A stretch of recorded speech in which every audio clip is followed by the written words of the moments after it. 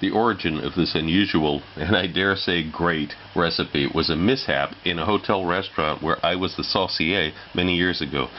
There was going to be a large banquet the following day, and the head chef had accidentally left a note for the kitchen to make 90 French confit legs, duck legs, when in fact we were supposed to be making Chinese duck in moushu pancakes. The next day when he returned and realized his mistake, he picked on me to fix it. In shock, I asked him how he expected me to transform confit duck into Peking duck, and he shouted back, "You're the saucier, make a sauce!" What I came up with was actually better than what we had been serving as Chinese duck, plus it was easier and less expensive. Here it is.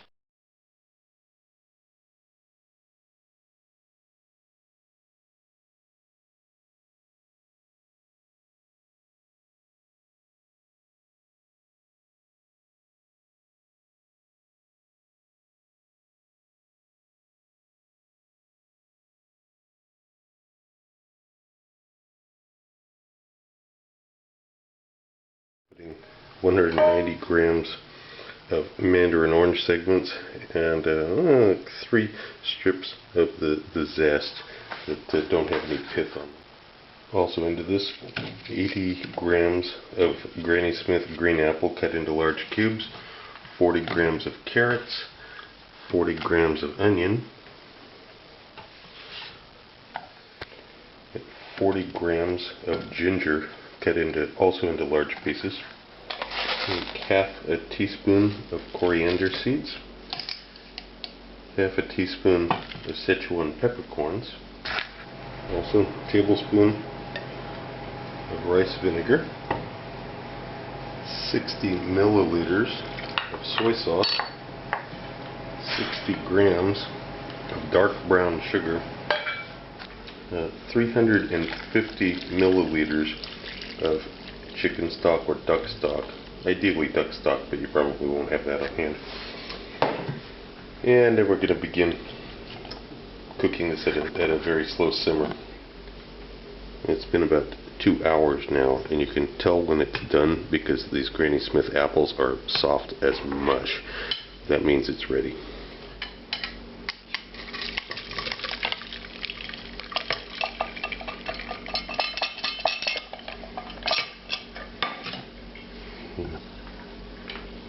Pass this through a sieve, press down on it to get as much of the material as you can out. And then the liquid that's in here is going to go back on the stove to reduce some more. Now we're going to turn up the heat just a little bit more. Still, we don't want to have a rolling boil or anything. We want it a little bit hotter. It doesn't take all day. Okay, we've got this at a simmer. It's a little bit too hot now. I'm going to reduce it. I'm going to add some dried red chilies to this and a star anise.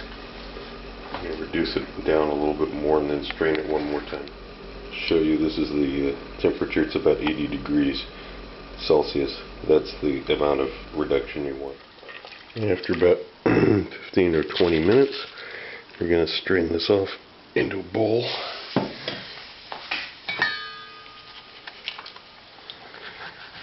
Check it. And transfer it to a jar. This is what it comes down to.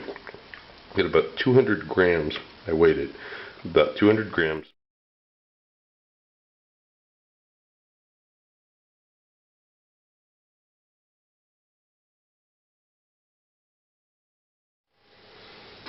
I'm going to combine 30 grams of rice flour, 30 grams of regular all-purpose flour,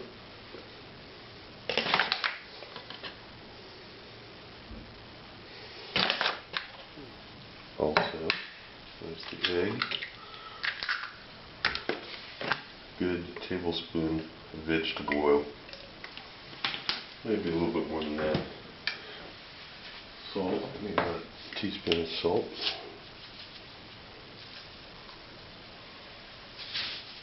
And then the milk.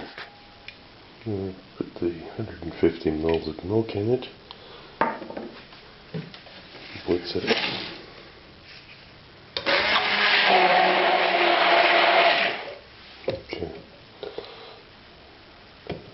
it stand for at least 15 minutes before we use it. 15 to 30 minutes.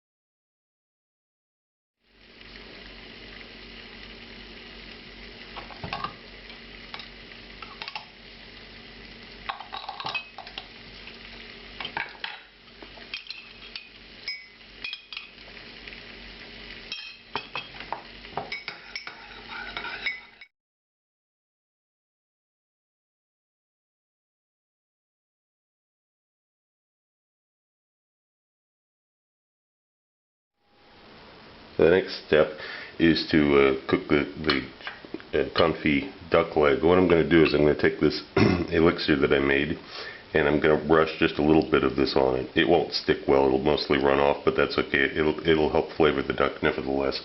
And now this is going to go into the broiler about 6 inches away from the broiler. On mine at home it's about 8 minutes, 6 to 8 minutes.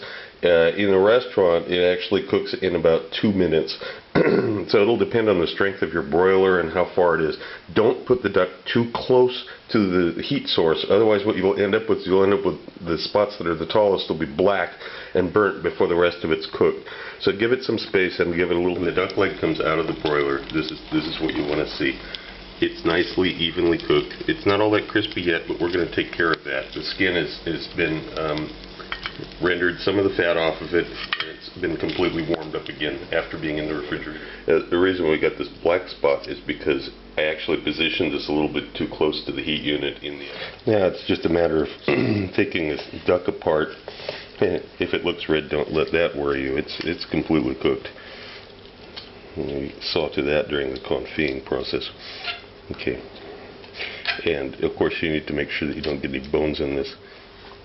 Now, after you cut it up like this, you'll find there's some sections. There's some nice crisp skin, like this, nice and crisp already. And then you've got some kind of fatty blobs here. These have to be rendered separately. That's the first step, that they're going to go into the pan before the rest of this meat does. And we're going to render these down some more. Just to clarify, this is what you should have at this point. You've got the duck meat, you've got a piece of crispy skin that came off of the broiler, and you've got the rest of this cooking in the pan. That's the fatty little pocket of fat in the corner of the duck quarter. It's just part of dealing with the duck's natural anatomy. You're going to have little pockets of fat. This is too fatty and greasy and oily. So we have the fatty bits here, continuing to render down and to get them crispy, which is going to take a while, because as you can see there's quite a lot of fat in this section. When you start getting a lot of fat in the pan, you need to tip it up, drain it out. It'll have a hard time crisping if there's too much fat. And you just add that fat to your rendered duck fat for the next time you make confit. Yeah, we'll keep it going here. It needs more. It's not crispy yet. And after you've drained the fat 2 or 3 times, and you're getting something here that's starting to feel, it's a little bit spongy still, but it's starting to get crisp. Now I'm going to take piece of duck skin, with the inside down. This is the part that came off of the duck after we browned it into the broiler. That's going to go down into the pan to crisp up the other side. We want this very crispy. And you keep this process up. You keep draining it and frying it Some more. Drain it. Keep getting that oil off of there. You want to keep it going until you've got something that's about as crisp as you can get. Then we're going to put this back with the rest of the meat. Now here it is with the rest of the meat. Going to run a knife through this a couple times. It's very, very nice and crisp. This will give it good texture. Again, we don't want to shred this. We don't want to turn it into a paste. Just give it a few passes with a knife. Make sure that it's going to be tender. Back into the same pan, I'm going to put a couple of tablespoons of that elixir. And all the duck meat and the crispy skin gets back in. This is not to cook it. You will make it tough if you cook it too long in this. We're just warming everything through and getting that flavor in there. That's all we're doing. As soon as it's warmed through and the flavor's through, get it out of the pan. Now we have the final meat that's ready to be used inside the pancake.